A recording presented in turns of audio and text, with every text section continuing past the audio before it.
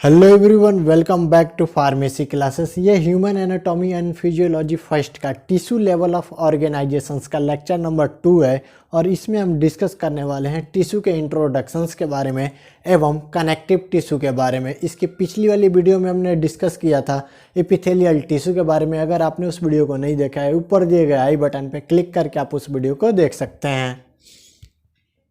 हम connective tissue के बारे में स्टडी करें उससे पहले हम एक शॉर्ट इंट्रोडक्शन लेते हैं टिश्यू के बारे में। ये जो सेल्स होती है हमारी बॉडी के स्ट्रक्चरल एवं फंक्शनल यूनिट होती है और ये जो सेल्स है ये आपस में कंबाइन होकर टिश्यू का फॉर्मेशन करती है। तो हम कह सकते हैं कि ऐसा सेल जिसका स्ट्रक्चर भी सिमिलर हो एवं फंक्शन भी सिमिलर हो, ऐसे सेल्स आपस में कंबाइन होकर टिश्यू का फॉर्मेशंस करते हैं। और ये जो टिश्यू का फॉर्मेशंस हुआ है ये टिश्यू का ग्रुप आपस में कंबाइन होकर ऑर्गेन का फॉर्मेशंस करती हैं, जैसे कि हार्ट, ब्रेन। और ये जो ऑर्गेन है ये दो या दो से अधिक ऑर्गेन कंबाइन होकर सिस्टम का फॉर्मेशंस करती है हमारे बॉडी में, जैसे कि digestive system, reproductive system, respiratory system.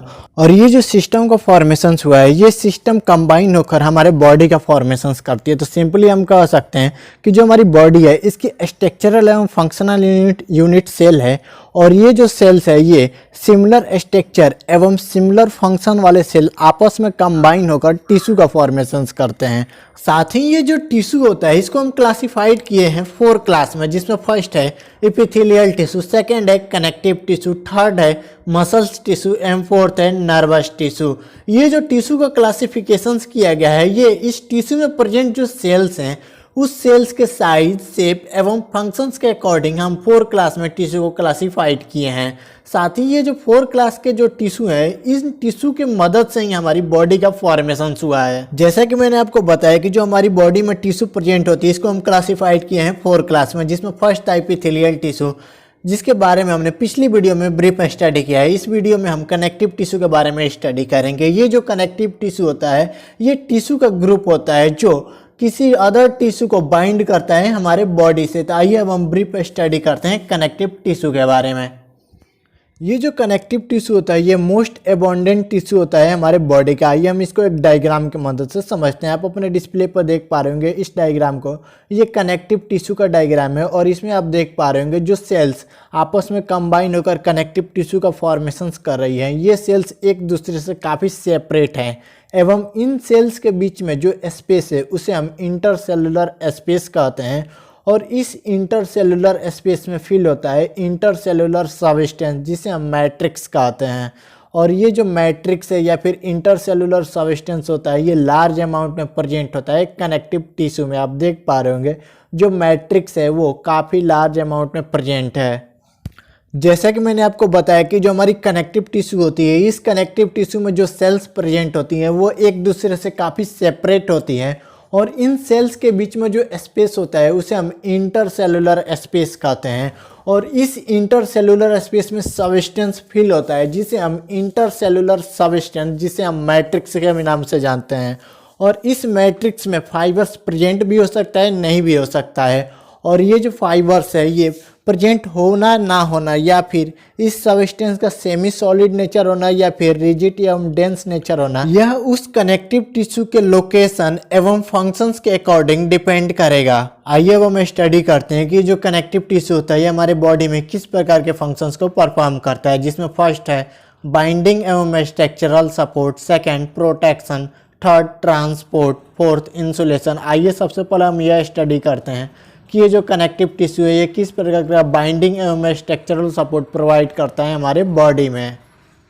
आप अपने डिस्प्ले पे इस डायग्राम को देख पा रहे होंगे। इस डायग्राम की मदद से हम स्टडी करेंगे किस प्रकार हमारा connective tissue structural support provide करता है हमारे स्किन के एपिथेलियम टिश्यू को। आप अपने डिस्प्ले पर देख पा रहे होंगे इस डायग्राम में जो सबसे अपर लेयर है ये एपिडर्मिस है और ये हमारे स्किन की सबसे आउटर मोस्ट लेयर होती है। और ये जो लेयर है एपिडर्मिस की ये अटैच होती है बेसमेंट मेम्ब्रेन्स के द्वारा और ये बेसमेंट मेम्ब्रेन डायरेक्ट अटैच होता है कनेक्टिव टिश्यू से। आप देख पा रहे होंगे जो हमारा डर्मिस है ये कनेक्टिव टिश्यू का काम करता है और ये connective tissue structural support provide करता है हमारे स्किन के आउटर मोस्ट लेयर एपिडर्मिस के। और ये जो एपिडर्मिस होता है ये नॉन कैरेटिनाइज स्ट्रेटिफाइड स्क्वेमस एपिथेलियम्स का बना होता है। आइए हम एक और डायग्राम की मदद से स्टडी करते हैं किस प्रकार जो हमारा कनेक्टिव टिश्यू है ये स्ट्रक्चरल सपोर्ट प्रोवाइड करता है हमारे स्किन के outer most layer epithelium tissue को। इस डायग्राम में आप देख पा रहे होंगे जो सबसे आउटर मोस्ट लेयर एपिडर्मिस है, ये एपिडर्मिस कनेक्ट होती है डर्मिस के द्वारा,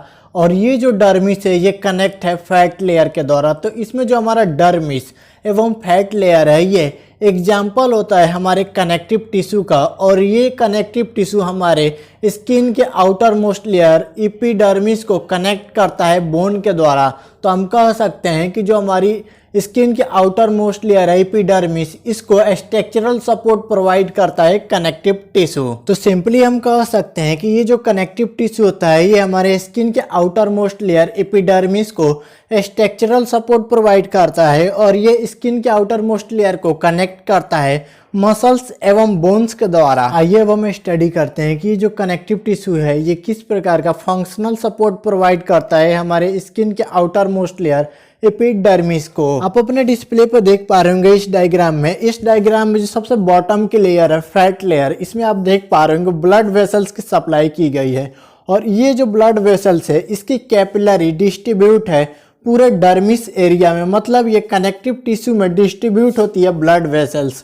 और आप देख पा रहे होंगे ये जो ब्लड वेसल्स है ये हमारे एपिडर्मिस की सबसे बॉटम लेयर जहाँ पे बेसमेंट मेम्ब्रेन अटैच होती है वहाँ तक ये जो हमारी ब्लड वेसल्स है इसका डिस्ट्रीब्यूशन किया गया है, और यहाँ पे ये कैपिलरीज के रूप में प्रेजेंट है हमारी ब्लड वेसल्स। और इस कैपिलरी से जो हमारी ग्लूकोज है, ऑक्सीजन है, ये डिलीवर किया जाता है हमारे स्किन के आउटर मोस्ट लेयर में, और ये जो आउटर मोस्ट लेयर है यहाँ से वेस्ट प्रोडक्ट को वेंस के द्वारा यहाँ से रिमूव आउट किया जाता है। तो हम सिंपली कह सकते हैं कि यहाँ पे जो हमारी कनेक्टिव टिश्यू है ये फंक्शनल सपोर्ट कर रही है हमारे स्किन के आउटर मोस्ट लेयर एपिडर्मिस को, क्योंकि यहाँ पे जो हमारी ब्लड वेसल्स की सप्लाई की गई है ये कनेक्टिव टिश्यू के एरिया में ही की गई है, और ये जो कनेक्टिव टिश्यू के एरिया ये डायरेक्ट अटैच है हमारे एपिडर्मिस के बॉटम लेयर बेसमेंट मेम्ब्रेन के द्वारा, और इस बेसमेंट मेम्ब्रेन तक हमारी जो न्यूट्रिशन है ग्लूकोज ऑक्सीजन को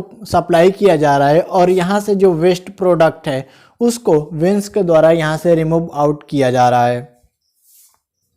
आप अपने डिस्प्ले पे इस डायग्राम को देख पा रहे होंगे। इस डायग्राम की मदद से हम स्टडी करेंगे कि किस प्रकार कनेक्टिव टिश्यू हमारे बॉडी में डिफेंस का काम करते हैं। आप अपने डिस्प्ले पर देख पा रहे होंगे ये जो हमारा सेल्स का आउटर मोस्ट लेयर है एपिडर्मिस, ये एपिडर्मिस अपने बेसमेंट मेम्ब्रेन के द्वारा कनेक्ट है डर्मिस के द्वारा, और ये जो डर्मिस होता है ये कनेक्टिव टिश्यू का एग्जाम्पल होता है।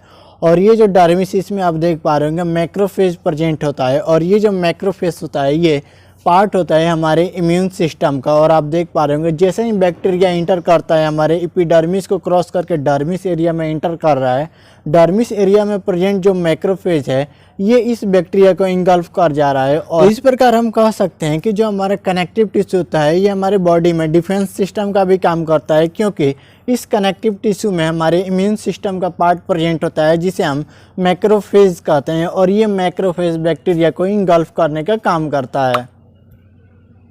आइए अब हम कनेक्टिव टिश्यू के सेल्स के बारे में स्टडी करते हैं, जिसमें ब्लड है, फाइब्रोब्लास्ट है, फैट सेल्स है, मैक्रोफेज है, ल्यूकोसाइट्स है एवं मास्ट सेल्स है। ये सारे सेल्स हमारे कनेक्टिव टिश्यू में प्रेजेंट होते हैं। आइए हम एक एक करके इनके बारे में ब्रीफ स्टडी करते हैं।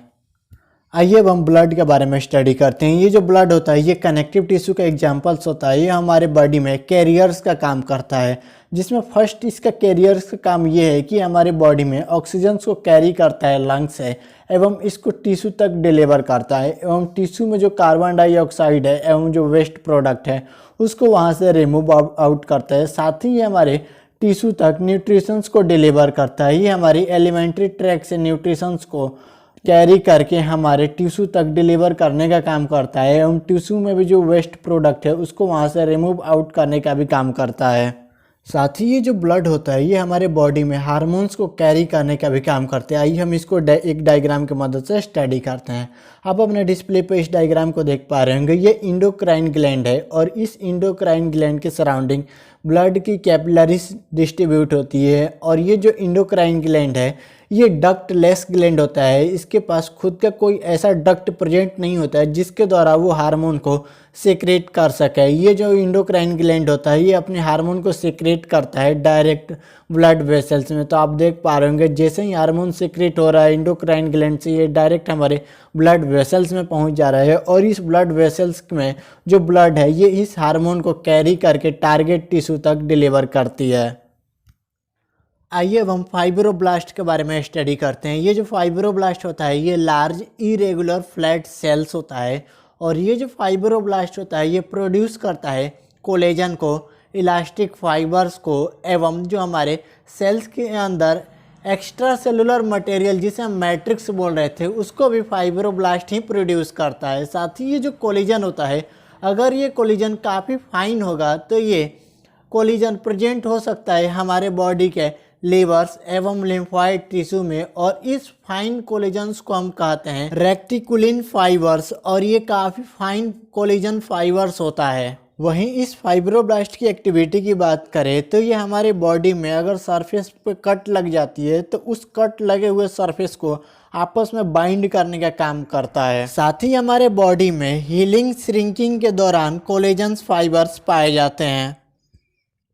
ये जो फैट सेल्स होता है ये हमारे कनेक्टिव टिश्यू का सेल्स होता है और ये कंटेन किया होता है फैट्स के लार्ज ग्लोब्यूल्स को। साथ ही ये जो फैट सेल्स होता है ये हमारे कनेक्टिव टिश्यू के अंदर सिंगल्स में या फिर ये ग्रुप में भी प्रेजेंट हो सकता है। साथ ही ये जो फैट सेल्स होता है ये एबोंडेंट होता है हमारे एडिपोइड टिश्यू में। एवं इसके साइज की बात करें फैट सेल्स की तो इसका साइज एवं शेप वेरी कर सकता है क्योंकि ये जो फैट सेल्स है ये जितने अमाउंट में फैट को कंटेन किया रहेगा उसके अकॉर्डिंग इसका साइज एवं शेप डिफरेंट हो सकता है। आइए अब हम मैक्रोफेज के बारे में स्टडी करते हैं। ये जो मैक्रोफेज का सेल्स होता है ये इरेगुलर शेप में प्रेजेंट होता है हमारे साइटोप्लाज्म में। आप देख पा रहे हैं अपने डिस्प्ले पे ये जो रेड कलर का है ये मैक्रोफेज है और इसका जो शेप है वो इरेगुलर है। आइए हम इस डायग्राम की मदद से स्टडी करेंगे मैक्रोफेज के बारे में। आइए सबसे पहले हम इस डायग्राम के बारे में स्टडी करते हैं।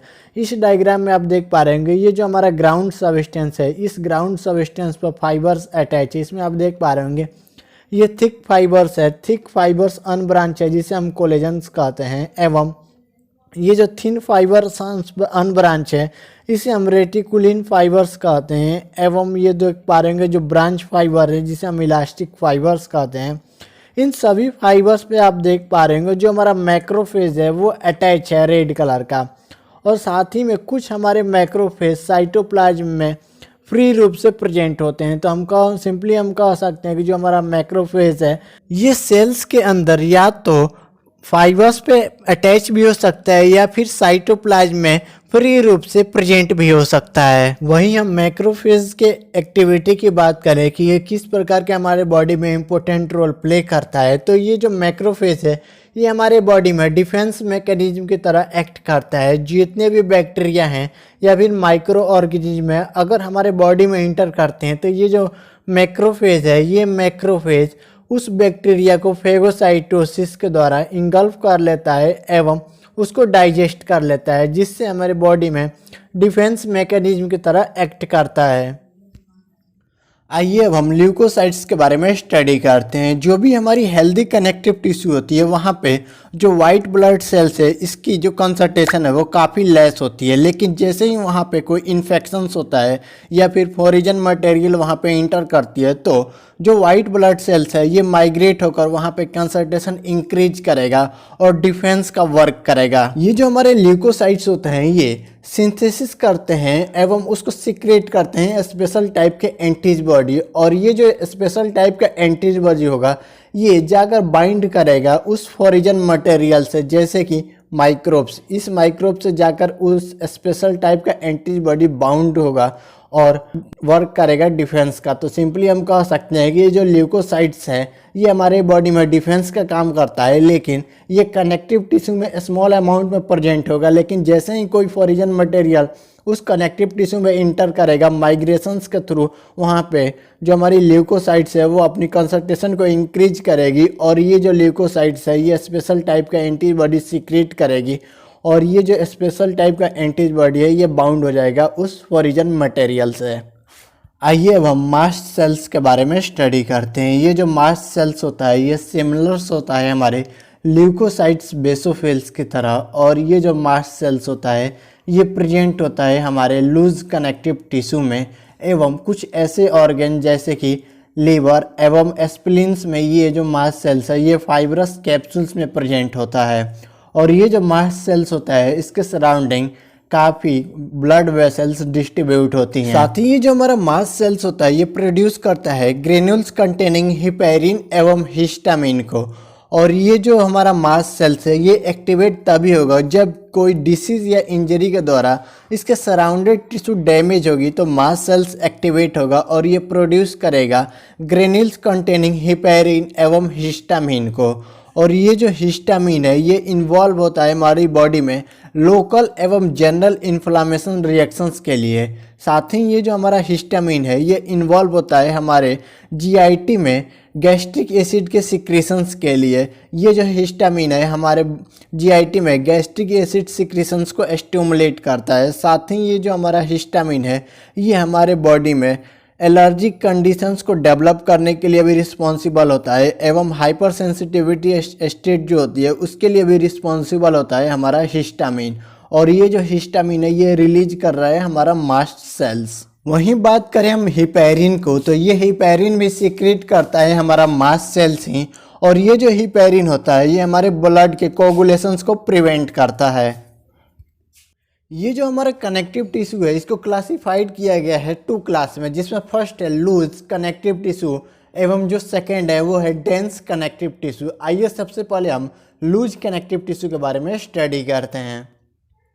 ये जो हमारा लूज कनेक्टिव टिश्यू होता है ये ऑलमोस्ट जितने भी कनेक्टिव टिश्यू होते हैं वो लूज कनेक्टिव टिश्यू के अंदर ही आती हैं। और ये जो लूज कनेक्टिव टिश्यू होती है इसको अगर हम डिस्क्राइब करें तो ये जो लूज कनेक्टिव टिश्यू है इसमें जो सेल्स होती हैं उस सेल्स के बीच में जो स्पेस होता है उसे हम इंटरसेलुलर स्पेस कहते हैं।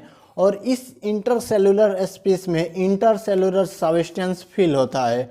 और ये जो इंटरसेलुलर सब्सटेंस होता है ये सेमी सॉलिड नेचर का होता है एवं इसमें फाइब्रोब्लास्ट एवं fat cells mast cells macrophage separate रहती हैं इलास्टिक एवं कोलिजन फाइबर्स के द्वारा।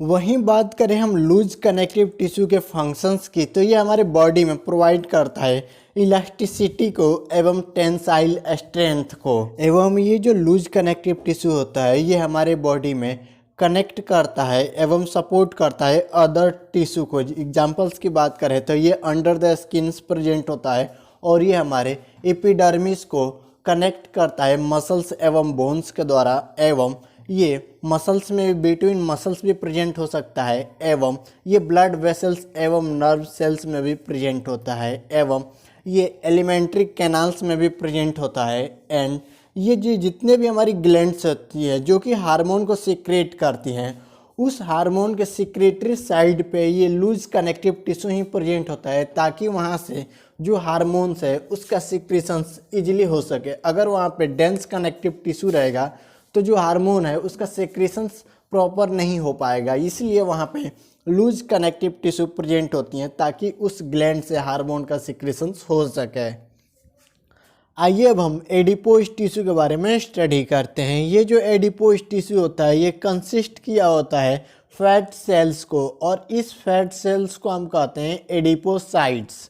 और जो हमारा लूज कनेक्टिव टिश्यू होता है इस लूज कनेक्टिव टिश्यू में जो मैट्रिक्स होता है इस मैट्रिक्स में लार्ज फैट ग्लोब्यूल्स प्रेजेंट होते हैं।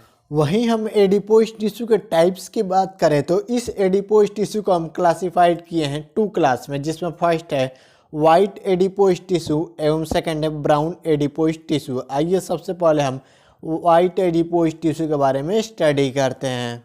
ये जो वाइट एडिपोज टिश्यू होता है ये मोस्टली प्रेजेंट होता है एडल्ट पर्सन्स में और उस एडल्ट पर्सन्स के बॉडी वेट के 20 to 25% प्रेजेंट होता है। किसी भी पर्सन्स में जो फैट सेल्स का अमाउंट होता है उसको हम एनर्जी इनटेक एवं कंजप्शंस के बीच बैलेंस से डिटरमाइन कर सकते हैं। और ये जो हमारा वाइट एडिपोज टिश्यू होता है ये हमारे किडनीज आइज, मसल्स फाइबर एवं स्किन्स के अंडर ये वाइट एडिपोज टिश्यू एक्ट करता है थर्मल इंसुलेटर की तरह। आइए अब हम स्टडी करते हैं ब्राउन एडिपोज टिश्यू के बारे में। ये जो ब्राउन एडिपोज टिश्यू होता है ये प्रेजेंट होता है न्यूबॉर्न में, और ये जो ब्राउन एडिपोज टिश्यू होता है इसके surrounding more extensive capillary networks होती है हमारी ब्लड वेसल्स की as compare to white adipose tissue. ये जो हमारा ब्राउन एडिपोज टिश्यू होता है ये जब मेटाबोलाइज होता है तो ये प्रोड्यूस करता है लेस एनर्जी एवं मोर हीट, और जब ये मोर हीट प्रेजेंट करेगा तो ये उस बेबी के अंदर मेंटेन करता है बॉडी टेम्परेचर को। जबकि वहीं बात करें हम वाइट एडिपोज टिश्यू का, तो जब वो मेटाबोलाइज हो रहा था तो वो स्मॉल अमाउंट में हीट को प्रोड्यूस करता था, लेकिन जब ये ब्राउन एडिपोज टिश्यू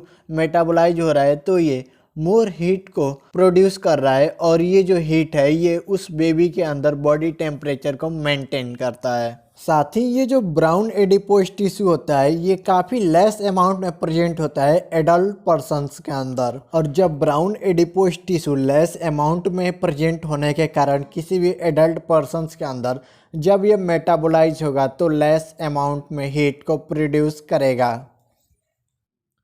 आइए अब हम डेंस कनेक्टिव टिश्यू के बारे में स्टडी करेंगे, जिसमें सबसे पहले हम फाइब्रस टिश्यू के बारे में स्टडी करेंगे। ये जो फाइब्रस टिश्यू होता है इस फाइब्रस टिश्यू में जो हमारा कोलेजन्स होता है ये बंडल्स के रूप में प्रेजेंट होता है, और ये पैक होता है क्लोजली, जिसके कारण एक बंडल्स एवं दूसरे बंडल्स के बीच में जो स्पेस है वो बिल्कुल लेस रहता है। तो सिंपली हम कह सकते हैं कि जो फाइब्रस टिश्यू होता है इसमें जो मैट्रिक्स होता है वो बिल्कुल लिटिल अमाउंट में प्रेजेंट होता है, जिसके कारण इसको हम डेंस कनेक्टिव टिश्यू के अंदर स्टडी करते हैं। आइए अब हम स्टडी करते हैं कि ये जो फाइब्रस टिश्यू होता है ये हमारे बॉडी के किस किस ऑर्गन्स में प्रेजेंट होता है। ये जो फाइब्रस टिश्यू होता है ये फॉर्मेशंस करता है लिगामेंट का, जो कि बाइंड करता है हमारे बोन्स को आपस में। साथ ही ये जो फाइब्रस टिश्यू होता है ये प्रोटेक्टिंग कवर का काम करता है हमारे बोन्स के लिए, जिसे हम पेरियोस्टेलियम कहते हैं। एवं हमारे बॉडी में जो किडनी है, लिम्स नोड है एवं जो ब्रेन्स है, इन सारे ऑर्गन्स पे आउटर प्रोटेक्शंस कवर्स का काम करता है हमारा फाइब्रस टिश्यू। साथ ही ये जो हमारा फाइब्रस टिश्यू है ये फॉर्मेशंस करता है मसल सीट का। आइए अब हम इलास्टिक टिश्यू के बारे में स्टडी करते हैं। ये जो इलास्टिक टिश्यू होता है ये कैपेबल होता है एक्सटेंशन एवं रिकॉइल होने में, एवं इस टिश्यू का जो मैट्रिक्स होता है ये कंसिस्ट किया होता है इलास्टिक फाइबर्स को, जिसको सिक्रेट किया जाता है फाइब्रोब्लास्ट के द्वारा। आइए अब हम स्टडी करते हैं कि जो इलास्टिक टिश्यू होता है ये हमारे बॉडी के किस ऑर्गन्स में प्रेजेंट होता है। सिंपली ये जो इलास्टिक टिश्यू होता है ये हमारे बॉडी के वैसे ऑर्गन्स में प्रेजेंट होता है जहाँ का जो शेप होता है उसको एक्सटेंशंस करने की रिक्वायरमेंट होती है। मतलब एग्जांपल्स के तौर पे देखें तो जो हमारी लार्ज ब्लड वेसल्स का वॉल होता है वहाँ पे ये इलास्टिक टिश्यू प्रेजेंट होता है, ताकि वो जो ब्लड वेसल्स है वो एक्सटेंशन शो कर सके। मतलब जो हमारी लार्ज ब्लड वेसल्स होती है वो कॉन्ट्रैक्शंस एवं रिलैक्सेशन शो करती है। इसका मेन जो रीज़न है वो है इलास्टिक टिश्यू, क्योंकि जो हमारी ब्लड वेसल्स होती है इसके वॉल्स में कुछ इलास्टिक टिश्यू भी प्रेजेंट होती हैं, और ये जो इलास्टिक टिश्यू है इसी के कारण जो हमारा ब्लड वेसल्स है ये कॉन्ट्रैक्शंस एवं रिलैक्सेशन शो करता है। वहीं बात करें हम इसके सेकंड लोकेशंस की तो वो है एपिग्लोटिस, एवं जो थर्ड है वो है हमारा ईयर का आउटर सरफेस। आइए अब हम ब्लड के बारे में स्टडी करते हैं। ये जो ब्लड होता है ये फ्लूइड कनेक्टिव टिश्यू होता है हमारे बॉडी में, और इस ब्लड के बारे में हम काफ़ी ब्रीफ स्टडी करेंगे अगले चैप्टर में। आइए अब हम लिम्फोइड टिश्यू के बारे में स्टडी करेंगे। आप अपने डिस्प्ले पे इस डायग्राम को देख पा रहे होंगे। इस डायग्राम की मदद से ही हम लिम्फोइड टिश्यू के बारे में स्टडी करेंगे। इसमें जो हमारे ये सेल्स को आप देख पा रहे होंगे, इस सेल्स को हम रेक्टिकुलर सेल्स कहते हैं, और ये जो सेल्स है इसके बीच में जो हमारा मैट्रिक्स प्रेजेंट है ये सेमी सॉलिड नेचर का मैट्रिक्स प्रेजेंट होता है। एवं इसमें आप देख पा रहे होंगे जो हमारा फाइबर्स प्रेजेंट है ये फाइबर्स फाइन एवं ब्रांच रेक्टिकुलिन फाइबर्स प्रेजेंट होता है हमारे लिम्फोइड टिश्यू में। और आप देख पा रहे होंगे जो हमारा फाइन ब्रांच रेक्टिकुलिन फाइबर्स है इस पे हमारा वाइट ब्लड सेल्स अटैच रहता है, जिसे हम मोनोसाइट्स या फिर लिम्फोसाइट्स कहते हैं। आइए अब हम कार्टिलेज के बारे में स्टडी करते हैं। आप अपने डिस्प्ले पर इस डायग्राम को देख पा रहे होंगे। इस डायग्राम की मदद से ही हम कार्टिलेज के बारे में स्टडी करेंगे। इसमें आप देख पा रहे होंगे ये जो सेल्स है, इस सेल्स को हम कॉन्ड्रोसाइट्स कहते हैं और ये कॉन्ड्रोसाइट सेल्स प्रेजेंट होता है हमारे कार्टिलेज में। एवं ये जो कॉन्ड्रोसाइट्स है ये एम्बेडेड रहता है मैट्रिक्स में कोलिजन्स एवं इलास्टिक फाइबर्स के द्वारा। साथ ही ये जो कार्टिलेज है इसको क्लासिफाइड किया गया है 3 क्लास में, जिसमें फर्स्ट है हाइलिन कार्टिलेज, सेकंड है फाइब्रो कार्टिलेज एवं थर्ड है इलास्टिक फाइब्रो कार्टिलेज। आइए सबसे पहले हम हाइलिन कार्टिलेज के बारे में स्टडी करते हैं। आप अपने डिस्प्ले पे इस डायग्राम को देख पा रहे होंगे। इस डायग्राम की मदद से हम हाइलिन कार्टिलेज के बारे में स्टडी करेंगे। इस डायग्राम में आप देख पा रहे होंगे ये जो सेल्स है ये smooth bluish white tissue present होता है हमारे हाइलिन कार्टिलेज में। तो सिंपली हम कह सकते हैं कि जो हमारा हाइलिन कार्टिलेज का जो अपीयरेंस है वो smooth bluish white tissue present होता है। साथ ही इसमें जो सेल्स होती है उसे हम कॉन्ड्रोसाइट्स कहते हैं और ये स्मॉल्स ग्रुप में प्रेजेंट होती है सेल नेस्ट के अंदर। आप देख पा रहे होंगे जो हमारी सेल्स हैं ये सेल्स एक दूसरे से ग्रुप के अंदर प्रेजेंट है और इसको एक सेल नेस्ट के द्वारा कवर किया गया है। आप देख पा रहे होंगे ये सेल नेस्ट है और इसके अंदर हमारा कॉन्ड्रोसाइट्स मतलब जो हमारा सेल्स है वो प्रेजेंट है। और साथ ही इसमें जो हमारी मैट्रिक्स की बात करें तो ये सॉलिड या फिर सेमी सॉलिड नेचर का प्रेजेंट हो सकता है। तो सिंपली हम कह सकते हैं कि जो हमारा हाइलिन कार्टिलेज होता है इसमें जो हमारी सेल्स होती है उसे हम कॉन्ड्रोसाइट्स कहते हैं और ये ग्रुप्स में प्रेजेंट होती हैं और इस ग्रुप्स को कवर करता है सेल नेस्ट। आइए अब हम स्टडी करते हैं ये जो हमारा हाइलिन कार्टिलेज है ये हमारे बॉडी के किस पार्ट्स में प्रेजेंट होता है। ये जो हमारा हाइलिन कार्टिलेज है ये हमारे जो जॉइंट्स बनते हैं बोन्स के उसके सरफेस पे प्रेजेंट होता है हाइलिन कार्टिलेज। साथ ही ये जो हमारा हाइलिन कार्टिलेज है ये कोस्टल कार्टिलेज का फॉर्मेशंस करता है एवं ये जो हाइलिन कार्टिलेज है ये लैरिंग्स ट्रैकिया एवं ब्रोंकाई में भी प्रेजेंट होता है। आइए अब हम फाइब्रो कार्टिलेज के बारे में स्टडी करते हैं। आप अपने डिस्प्ले पे इस डायग्राम को देख पा रहे होंगे। इस डायग्राम की मदद से हम फाइब्रो कार्टिलेज के बारे में स्टडी करेंगे। इस डायग्राम में आप देख पा रहे होंगे जो हमारा सेल्स है उसे हम कॉन्ड्रोसाइट्स कहते हैं और ये जो कॉन्ड्रोसाइट्स है इसके बीच में ये जो कोलेजन फाइबर ये डेंस मास होता है वाइट कोलेजन फाइबर्स का हमारे फाइब्रो कार्टिलेज में। साथ ही इसमें देख पा रहे होंगे ये बिल्कुल जो हमारा फाइब्रो कार्टिलेज है बिल्कुल सिमिलर है हमारा हाइलिन कार्टिलेज की तरह। इसमें भी जो हमारा सेल्स है कॉन्ड्रोसाइट ये पूरे हमारे कोलिजन्स फाइबर्स के बीच में डिस्ट्रीब्यूट रहता है। आइए अब हम स्टडी करते हैं ये जो फाइब्रो कार्टिलेज है हमारे बॉडी में कहाँ प्रेजेंट होता है, जिसमें फर्स्ट इसका लोकेशन है इंटरवर्टेब्रल डिस्क में एवं जो सेकंड है वो है सेमी ल्यूनर कार्टिलेज में एवं थर्ड है ये हमारे लिगामेंट जॉइंट्स बोन्स में भी प्रेजेंट होता है। आइए अब हम स्टडी करते हैं इलास्टिक फाइब्रो कार्टिलेज के बारे में। आप अपने डिस्प्ले पे इस डायग्राम को देख पा रहे होंगे। इस डायग्राम की मदद से हम इलास्टिक फाइब्रो कार्टिलेज के बारे में स्टडी करेंगे।